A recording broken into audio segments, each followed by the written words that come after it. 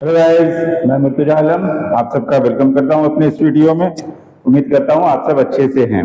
आज हमने टॉपिक लिया है इंग्लिश ग्रामर से। टॉपिक है द क्लॉज। आज हम क्लॉज के बारे में बात करेंगे। क्या होता है क्लॉज, ये कितने तरह के होते हैं, इसी के बारे में आज हम जानने वाले हैं। सबसे पहले आइए अब हम क्लॉज के डेफिनेशन को समझते हैं। A clause is a group of words. Number 1, ये ग्रुप ऑफ वर्ड्स है which forms part of a sentence। और ये ग्रुप ऑफ वर्ड किसी सेंटेंस का एक पार्ट बनाता है, पूरा सेंटेंस नहीं, उसका एक पार्ट बनाता है। And contains a subject and a finite verb of its own। इसमें इसका अपना एक सब्जेक्ट होता है, अपना एक फिनिट वर्ब होता है, हम उसे क्लॉज कहते हैं। यहाँ पे 3 सेंटेंस लिखे हुए हैं। पहले को देखते हैं। I met a man who was blind. यहाँ आई मेट अ मैन एक क्लॉज है, हु वॉज ब्लाइंड दूसरा क्लॉज है। इनका अपना फिनिट वर्ब है, अपने सब्जेक्ट है, इसलिए ये क्लॉज कहलाएंगे। आगे he was absent because he was ill। यहां पर he was absent एक क्लॉज है, दूसरा because he was ill दूसरा क्लॉज है। दोनों ही के अपने अपने सब्जेक्ट और फिनिट वर्ब है। तीसरे सेंटेंस को देखते हैं। Tell me why you did this. यहां पर टेल मी एक क्लॉज है और व्हाई यू डिड दिस दूसरा क्लॉज है। तो हमने देखा कि यहाँ पर दो क्लॉज में ये सेंटेंस बटे हुए हैं। तो क्लॉज जो है किसी भी सेंटेंस का एक पार्ट होता है with its own subject and finite verb. अब सवाल ये है कि क्या सारे क्लॉज एक जैसे होते हैं या इनमें भी वेरिएशन देखने को मिलता है। तो पहले तो हम क्लॉज को 2 टुकड़ों में बांटते हैं। पहला प्रिंसिपल क्लॉज या मेन क्लॉज या इंडिपेंडेंट क्लॉज के नाम से जाना जाता है। इसे अपने मीनिंग को एक्सप्रेस करने के लिए, कंप्लीट सेंस देने के लिए किसी और क्लॉज पे डिपेंड होने की जरूरत नहीं रहती है, इसलिए इसे इंडिपेंडेंट या मेन या प्रिंसिपल क्लॉज कहते हैं। जैसे a clause who does not depend on other clause to express complete sense. ऐसा क्लॉज जो कंप्लीट सेंस देने के लिए दूसरे क्लॉज पे डिपेंड नहीं करता हो, वो प्रिंसिपल या मेन क्लॉज कहलाता है।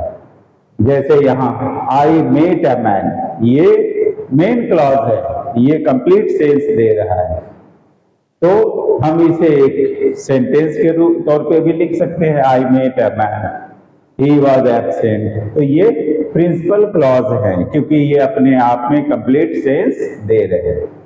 दूसरी बात है सबऑर्डिनेट या डिपेंडेंट क्लॉज। ऐसा क्लॉज जो कंप्लीट सेंस देने के लिए मेन क्लॉज पे डिपेंड करता हो, प्रिंसिपल क्लॉज पे डिपेंड करता हो, यानी ये इंडिपेंडेंट नहीं होते, इन्हें कंप्लीट सेंस देने के लिए किसी और क्लॉज पे डिपेंड करना होता है, इसलिए इन्हें सबऑर्डिनेट या डिपेंडेंट क्लॉज के तौर पे जानते हैं।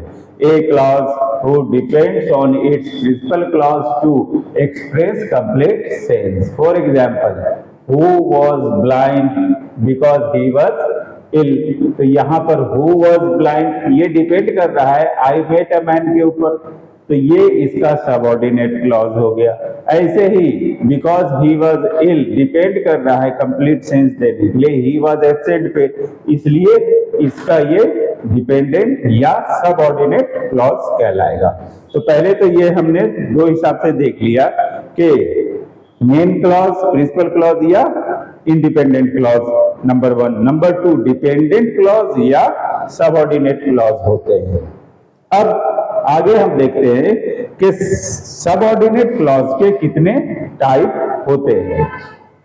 Types of subordinating clause. ये क्लॉज किस फॉर्म में यूज हो रहा है सेंटेंस में, किस तरह का रोल प्ले कर रहा है, उसके ऊपर डिपेंड करते हैं उनके अलग अलग फॉर्म्स डिपेंडेंट क्लॉज के। Number 1 noun clause. जब कोई क्लॉज सेंटेंस में नाउन का रोल प्ले करता है तो वो नाउन क्लॉज कहलाता है। ए clause who play a role of noun in sentence is called noun clause।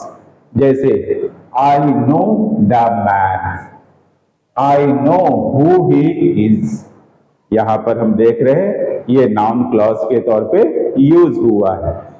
अब आगे हम ये देख सकते हैं जैसे नाउन के साथ ये नाउन की जगह पे यूज हो रहा है तो नाउन के साथ जो जो चीज हो सकता है वो चीज नाउन क्लॉज के साथ भी होता है। जैसे यहाँ the amount is not known to me, तो द अमाउंट नाउन क्लॉज के तौर पे है। There is no meaning in what you say, तो यहाँ what you say noun clause के तौर पे है। There is no truth in what you say, तो यहाँ पर what you say noun clause के तौर पे है। अब नाउन क्लॉज नाउन की तरह कई सारे रोल प्ले करते हैं, वैसा ही जैसे नाउन प्ले करता है। जैसे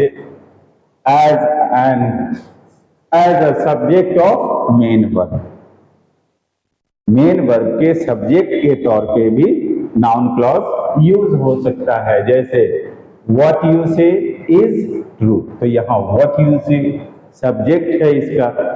that he is honest is doubtful, तो that he is honest subject के तौर पे यूज हुआ है इस वर्ब का, मेन वर्ब का, तो यहां पर ये सब्जेक्ट का रोल पूरा कर रहा है।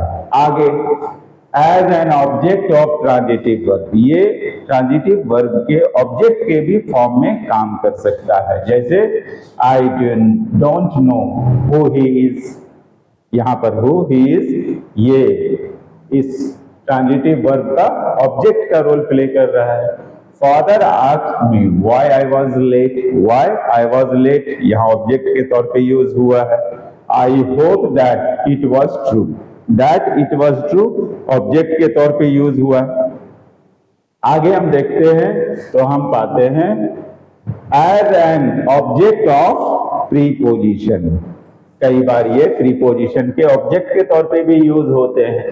There is no truth in what you say, तो यहाँ इन के लिए व्हाट यू से का यूज किया, उसका ऑब्जेक्ट बन रहा है। Success depends on how you work, यहाँ हाउ यू वर्क ऑब्जेक्ट बन रहा है ऑन का, प्रीपोजिशन का।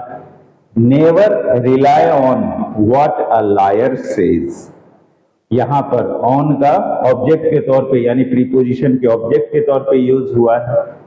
D as a complement of verb, कई बार ये वर्ब के कंप्लीमेंट के तौर पे भी यूज होते हैं। Life is what we make of it, यहां पर what we make of it इस वर्ब के कंप्लीमेंट के तौर पे है। Things are not what they seem, यहां पर व्हाट दे सीम यहां इसके कॉम्प्लीमेंट के तौर पे यूज हो रहा है। This is where I live, यहां पर भी कॉम्प्लीमेंट के तौर पे यूज हो रहा है वर्ब के, तो इस तरीके से हो सकते हैं। आगे फिफ्थ में हम देखते हैं as an apposition of noun और प्रोनाउन, नाउन या प्रोनाउन के अपोजिशन के तौर पे भी यूज हो सकता है। जैसे यहाँ कैसे यूज किया गया देख लीजिए।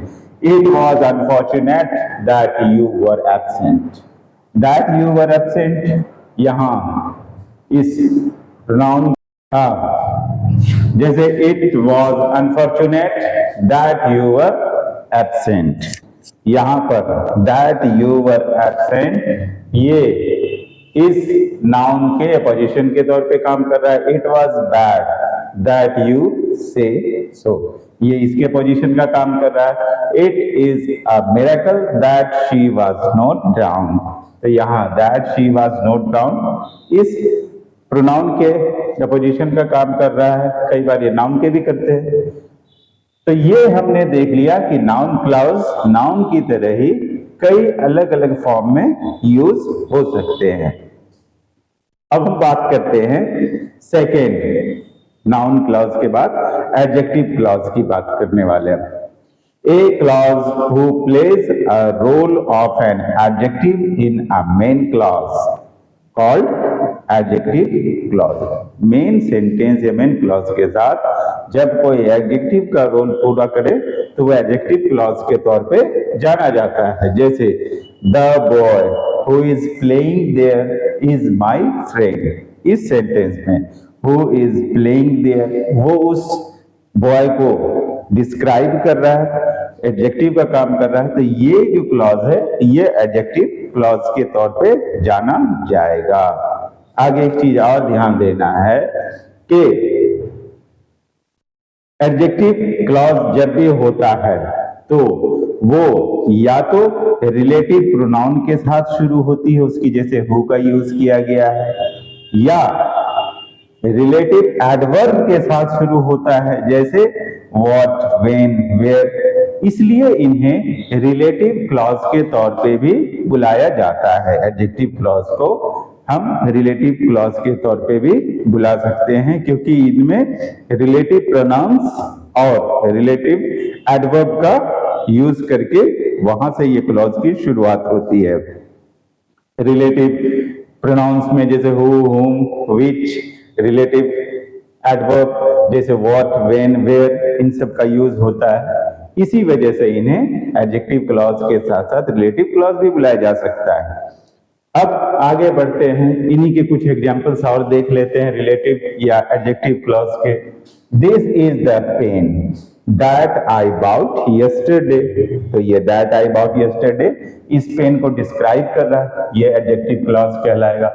This is the man whom we all love, यहां इस मैन को डिस्क्राइब किया गया है इसलिए whom we all love ये एडजेक्टिव क्लॉज है। Is this the watch which you lost, तो यहाँ विच यू लॉस्ट इस वॉच को डिस्क्राइब कर रहा है इसलिए ये एडजेक्टिव क्लॉज है। तो ये हमने अब तक दो क्लॉज के बारे में बात किया, पहला नॉन क्लॉज और नॉन क्लॉज के यूज कितने तरीके से हो सकते हैं उसके बारे में हमने बात किया। फिर एडजेक्टिव क्लॉज, एडजेक्टिव क्लॉज को रिलेटिव क्लॉज भी बोल सकते हैं, क्यों बोलते हैं वो अभी हमने बात कर लिया। अब हम बात करने वाले हैं adverb clause. A clause who act as an adverb in the sentence is called adverb clause। ये adverb के तौर पे यूज होता है। फॉर एग्जाम्पल यहाँ दो सेंटेंस मैंने लिखा है। Number 1, I shall stay here। Here ये adverb of place को शो करता है। अब उस here की जगह पे मैंने आगे लिखा है I shall stay where I am। तो यहाँ वेयर आई एम वो क्लॉज है जो इस एडवर्ब की जगह पे यूज हो रहा है, तो ये एडवर्ब क्लॉज कहलाएगा। ऐसे ही कुछ एग्जांपल और भी हैं। आई शैल वेट टिल ही रिटर्न्स, यहाँ एडवर्ब ऑफ टाइम शो कर रहा है। You will pass if you work hard, यहाँ एडवर्ब ऑफ मैनर को दिखा रहा है। If you work hard adverb को शो कर रहा है। अब एडवर्ब क्लॉज को कितने ढंग से कहां किस तरह से यूज करते हैं अब हम उसके बाद।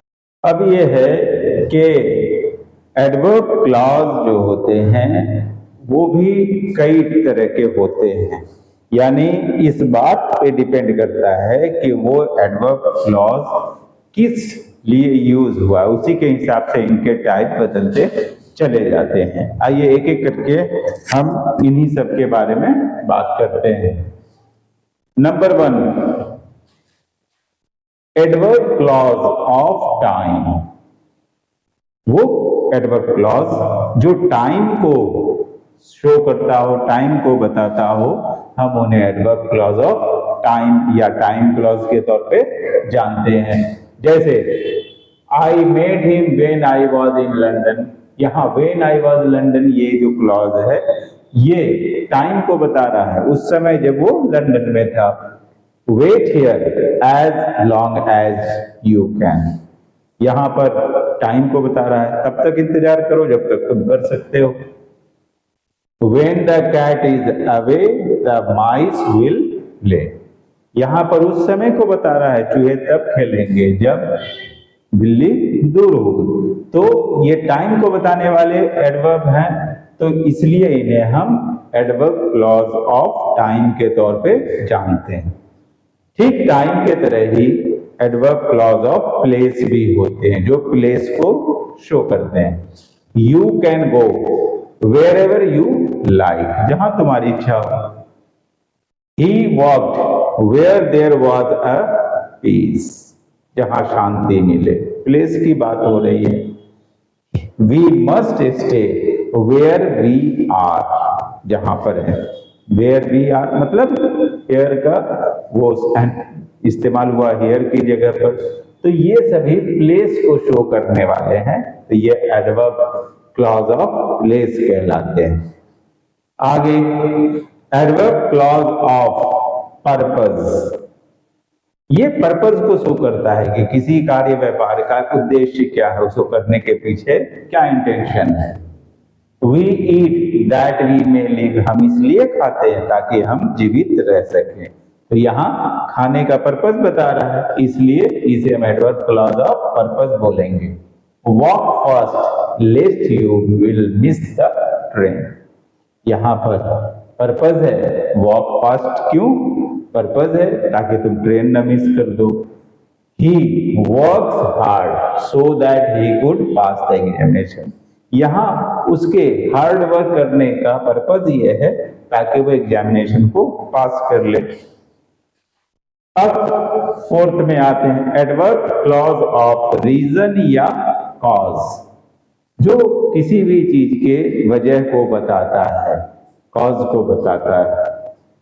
I am glad that you have कम, यहाँ उसके आने की, उसकी खुशी का रीजन है उसका आना, तो यहाँ that you have come. I did it because I wanted to do, इसने जो किया उसे करने का रीजन क्या था, क्योंकि वो चाहता था ऐसा करना। सिंस यू से सो आई बिलीव इट, यहां पर वो इसलिए विश्वास कर रहा है क्योंकि उसका रीजन है, उसके बाद उसकी बात है इसलिए, और वो उस पर भरोसा करता है। तो यह जहां पर रीजन कॉज, तो हम उसे एडवर्ब क्लॉज ऑफ रीजन के तौर पे जानते हैं, या cause. Adverb clause of condition, इसमें कंडीशन शर्त होता है, एक चीज के होने के पीछे कंडीशन होता है। जैसे write to me in case you need money, यहां पर लिखने की बात तब आएगी जब पैसे की जरूरत होगी, कंडीशन बताया। Should it rain there will be no meeting, यहां अगर बारिश होती है तो मीटिंग नहीं होगी। यहां unless you work hard you can not get good marks, तुम्हें गुड मार्क्स तब मिलेंगे जब तक कि तुम कड़ी मेहनत नहीं करोगे। यहां कंडीशन है, तो इन्हें हम एडवर्ब क्लॉज ऑफ कंडीशन के तौर पे जानते हैं। Next adverb clause of result या effect. He worked so hard that he won the prize, उसने क्यों इतना मेहनत किया, प्राइज के लिए। रिजल्ट की बात आ रही है। The class was so noisy that nothing could be heard, क्योंकि क्लास काफी शोरगुल भरा हुआ था इसलिए कुछ भी नहीं सुनाई दिया, ये रिजल्ट को शो कर रहा है। So good a teacher he is that all respect him, यहां पर उनके अच्छे होने का रिजल्ट ये आ रहा है, इफेक्ट ये आ रहा है कि सभी उसकी रिस्पेक्ट कर रहे हैं। यहाँ result effect, that is why इसे हम कहते हैं एडवर्ब क्लॉज ऑफ रिजल्ट या effect. Next adverb clause of comparison, इसमें कंपैरिजन की बात आती है, एक से दूसरे की तुलना करने की बात आती है। Ram is as rich as Shyam, यहाँ श्याम को राम से कंपेयर किया गया है, तो ये एडवर्ब क्लॉज ऑफ कंपैरिजन है। It is as long as it is broad, यहाँ चौड़ाई को लंबाई के से कंपेयर किया गया है, इसलिए यहाँ पर इसे भी हम she is older than she looks, यहाँ उसके अपीयरेंस और उसकी रियलिटी, रियल एज के बीच कंपैरिजन हो रहा है, तो ये सभी एडवर्ब क्लॉज ऑफ कंपैरिजन कहलाएंगे। एक है एडवर्ब क्लॉज ऑफ मैनर्स, ये ढंग को बताता है, रीति को, ढंग को बताता है, इसलिए हम इसे एडवर्ब क्लॉज ऑफ मैनर के तौर पे जानते हैं। He talked as if he was mad, वो पागलों की तरह बात किया। यहाँ पर उसके बात करने के मैनर्स को शो किया गया, इसलिए इसे एडवर्ब क्लॉज ऑफ मैनर्स कहेंगे। You may do as you like, यहाँ उसके करने के अपने तरीके की बात हो रही है, तो एज यू लाइक ये हो गया adverb clause of manners. Leave it as it is, यहां भी मैनर्स आ रहा है, तो ये होते हैं adverb clause of manners. Adverb clause of contrast, इसमें विरोध दिखाई देता है।